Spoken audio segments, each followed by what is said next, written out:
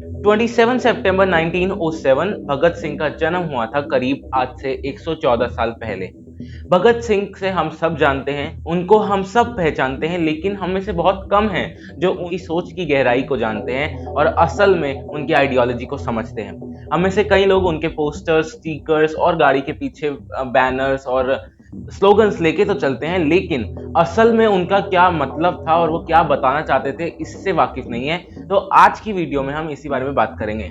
Hello everyone, I am Radish Sharma and in today's segment of what's your विचार we will be talking about Bhagat Singh intellectual mindset. Bhagat Singh का नाम सुनते ही हम सबको लगता है कि भगत सिंह कोई ऐसा इंसान था जो कि बहुत ज्यादा लड़ाई में विश्वास रखता था और एक एग्रेसिव नेशनलिस्ट की तरह लोग उनको देखते हैं, पर असल में ऐसा कोई कुछ नहीं होता।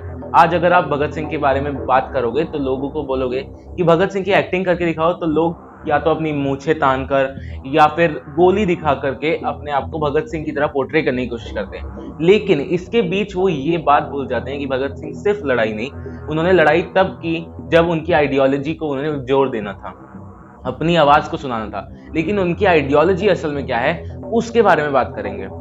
भगत सिंह असल में एक फियर्स इंटेलेक्चुअल थे और उनके जानने वाले लोग कहते हैं कि वो हमेशा किन्हीं किन्हीं विचारों में डूबे रहते थे और हमेशा बुक्स पढ़ते रहते थे।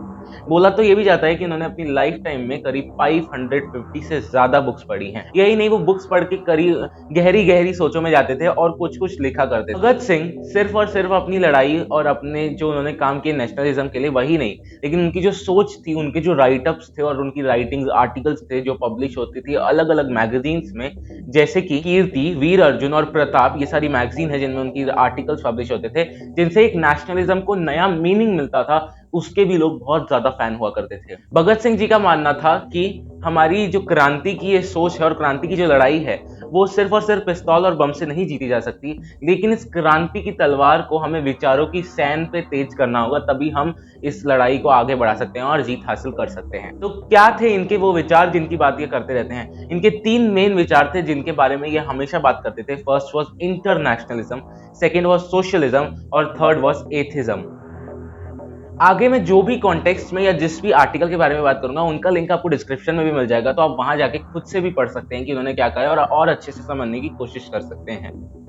सबसे पहले बात करते हैं उनके सोशलिज्म आइडियोलॉजी के बारे में। वो मानते थे कि कोई भी गरीब और अमीर के बीच में भेदभाव नहीं होना चाहिए, और वो ये मानते थे कि कोई भी तबके का गरीब आदमी हो, उसको पूरा अधिकार है अपने हक के लिए लड़ने का। उनकी सहानुभूति हमेशा मजदूरों से और फार्मर से रहती थी और वो उनके दर्द समझते थे। वो कार्ल मार्क्स और लेनिन की आइडियोलॉजी, जो सोशलिज्म की आइडियोलॉजी थी उनकी, उस पर विश्वास रखते थे और वो ये मानते थे कि जो जितना काम कर रहा है उसको उस हिसाब से इज्जत और कमाई मिलनी चाहिए और वो उतना ही खुशहाल जीवन जीना चाहिए। वो देखते थे कि बड़े बड़े पूंजीपति लोग अमीर होते जा रहे हैं इन लोगों की मेहनत से, और ये लोग सिर्फ गरीब और एक्सप्लॉइटेशन का शिकार होते जा रहे हैं, और ये बात उनको पसंद नहीं आती थी। इन्हीं के लिए उन्होंने अपना मूवमेंट भी स्टार्ट किया था। उनका यह भी मानना था इससे फर्क नहीं पड़ता कि ब्रिटिशर राज कर रहे हैं या फिर इंडियंस राज कर रहे हैं, मेन प्रायोरिटी हमें मजदूरों और फार्मर्स और हमारे इंसानों को देनी चाहिए कि क्या वो इस राज में खुश हैं। एक्सप्लॉइटेशन चाहे ब्रिटिश करें या इंडियन, ये बिल्कुल भी मंजूर नहीं होना चाहिए और इसके खिलाफ हमें आवाज उठानी चाहिए। इन मजदूरों का मसीहा बन के वो आए थे और उनके लिए वो काम करते थे। इसी विचार को आगे बढ़ाने के लिए उन्होंने अपनी पार्टी बनाई थी, हिंदुस्तान रिपब्लिकन एसोसिएशन, जिसका नाम उन्होंने आगे बदल के रख दिया था हिंदुस्तान सोशलिस्ट रिपब्लिकन एसोसिएशन। इनकी आइडियोलॉजी सिर्फ नाम या पार्टी के नाम या फिर अपने विचारों में ही नहीं, इनके स्लोगन्स और इनके काम पे भी दिखती है, जैसे कि इनकलाब जिंदाबाद और workers of world must unite. तो यही कहना चाहते हैं कि हमें अब चेंज चाहिए, कैसे सारे वर्कर्स, जितने भी वर्ल्ड के वर्कर्स हैं, उससे हमें यूनाइट करना चाहिए। वो नेशन के हिसाब से भेदभाव नहीं करना चाहते थे। वो कहते थे किसी भी जगह का, कोई भी धर्म, कोई भी नस्ल, कोई भी जाति का जो भी मजदूर है, उसको एक साथ होना चाहिए और अमीरों के खिलाफ लड़ना चाहिए, क्योंकि इन अमीरों ने आपको एक्सप्लॉइट किया है और आपको अपना हक मिलना चाहिए। इसी से हम उनकी सेकंड आइडियोलॉजी पे आ जाते हैं, इंटरनेशनलिज्म। वो वासुदेव कुटुंबकम के कंसेप्ट को मानते थे। उनके हिसाब से पूरी फैमिली, पूरा वर्ल्ड जो है एक फैमिली की तरह है और हमें सबको एक साथ रहना चाहिए। अपने एक आर्टिकल जिसका नाम विश्व प्रेम है, जो कि 1924 में पब्लिश हुआ था इन मत वाला मैगजीन, उसमें वो कहते हैं कि हमें एक समाज ऐसा बनाना है जिसमें हमारे भेदभाव हट जाएं और कोई भी बाउंड्री, कोई भी नेशन की बाउंड्री ना आए। उन्होंने लिखा था कि कितने महान आदर्श हैं ये, कि पूरा परिवार है हमारा ये विश्व, और हम इस विश्व के हर एक इंसान को मदद करें, जो भी गरीब है उसको आगे बढ़ाने में मदद करें। जब जर्मनी और फ्रांस लड़ाई नहीं करेगा, इंडिया और ब्रिटेन लड़ाई नहीं करेगा, अमेरिका और जापान की लड़ाई नहीं होगी, हम सब साथ में मिलकर हम गरीबों के लिए अच्छा करेंगे और सबको समान अधिकार, समान राइट्स दिलाएंगे, तभी मतभेद हटेंगे हमारे आपस में, और तभी जाकर हम लोग एक ऊंचाई को प्राप्त करेंगे जो कि एक आदर्श स्थापित करेगी इस पूरे समाज के लिए, और हमारे विश्व का आगे बढ़ाने की मदद भी करेगी।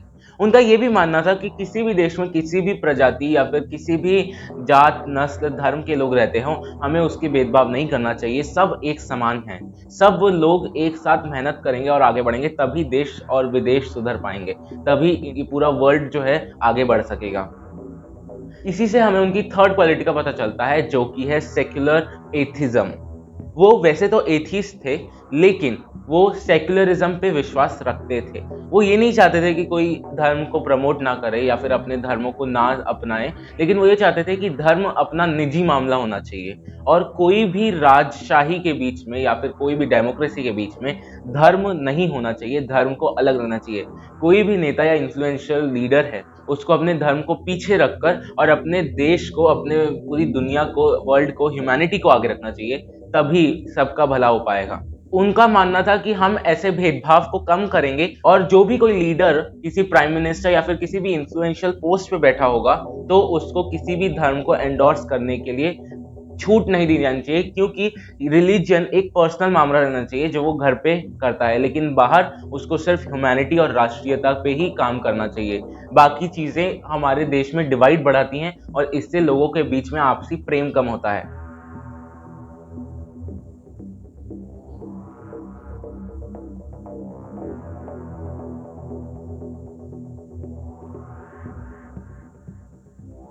ऐसे ही एक संस्था नौजवान भारत सभा जो उस टाइम पे चली थी, उसमें भगवती चरण बोस के साथ भगत सिंह ने मैनिफेस्टो तैयार किया था।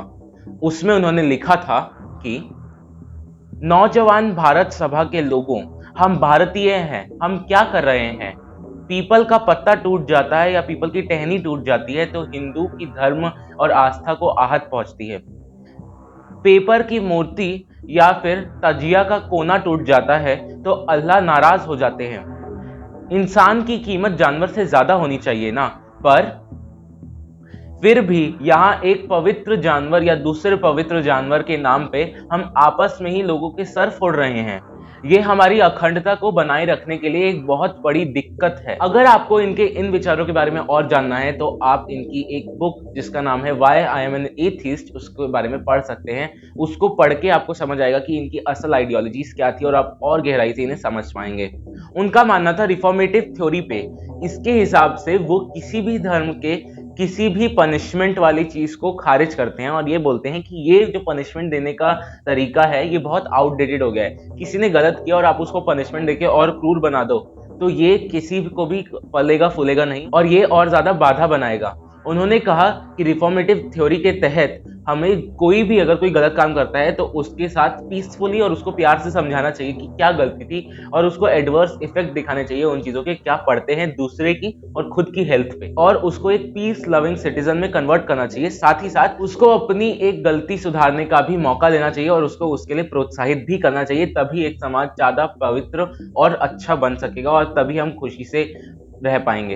अब आपको समझ आ रहा होगा कि उनकी विचारधाराओं के सम्मान देने के लिए सिर्फ एक पोस्टर लगाकर, प्रोफाइल पिक की डीपी लगाकर या फिर गाड़ियों में स्टिकर लगाने से काम नहीं बनेगा।